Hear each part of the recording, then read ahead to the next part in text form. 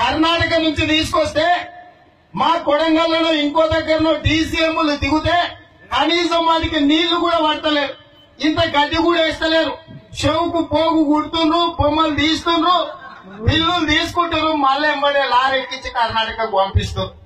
ఇవాళ నేను అడుగుతున్న రాష్ట్ర ప్రభుత్వాన్ని, అయ్యా 93,500 మీరు ఇచ్చి 31,500 లబ్ధిదారుడు ఇస్తే 6,700 రూపాయలు ట్రాన్స్పోర్టేషన్ కు తీసుకుంటారు, 3,500 రూపాయలు ఇన్సూరెన్స్ కు తీసుకుంటారు, 2,500 రూపాయలు దాణా కోసం తీసుకుంటారు. ఇలా మొత్తం మీరే 50% లంచాలు మింగి మీరు 50 నుంచి 60,000 రూపాయలకే గొర్రెలు అమ్మేటోళ్ళకి ఇస్తుంటే ఇవాళ 2,500-3 వేలకు కూడా అమ్ముడు పోని బక్క గొర్రెలను, ఎండిపోయిన గొర్రెలను, వీటికి తీసుకొచ్చే చచ్చిపోయే గొర్రెలను లేదా 13-14 పెద్దవిచ్చి వాటి కాళ్ల సందులో తిరిగి 5-6 పిల్లల్ని ఇచ్చి పంపిస్తున్న పరిస్థితి ఈ రోజు ఉన్నదా లేదా ఆలోచన చేయండి. ఇవాళ నేను కొడంగల్ నుంచి వస్తుంటే బిజినపల్లి అవతల వాన పడ్డానికి పచ్చగా ఉంది, కొన్ని గొర్రెలు మేస్తున్నాయి. మా పిచ్చన్నని అడిగిన, ఏం పిచ్చన్నా ఇది కేసీఆర్ గొర్రెలా అని.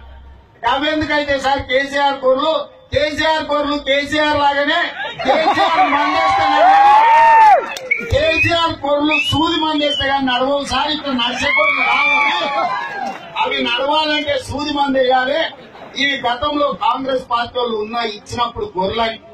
ఇవాళ ఎన్సీడీసీ పథకం, నేషనల్ కోఆపరేటివ్ డెవలప్మెంట్ కార్పొరేషన్ పేరు మీద గతంలో బర్రెలు, ఆవులు, ఇతర వాటిని మాత్రమే ఇచ్చేటోళ్ళు.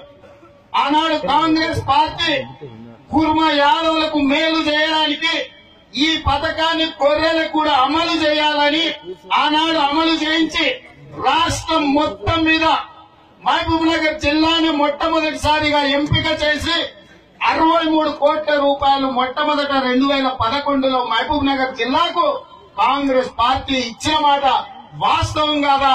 ఈనాడు పాలకులు మీ దగ్గర రికార్డులున్నా మీరు ఒక్కసారి తిరిగేసుకోండి.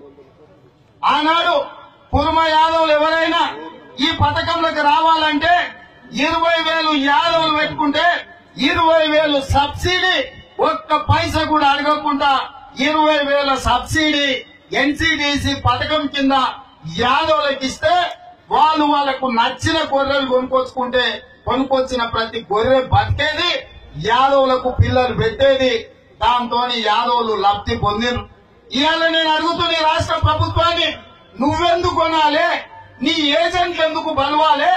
నువ్వెందుకు వాటాలు పంచుకోవాలి?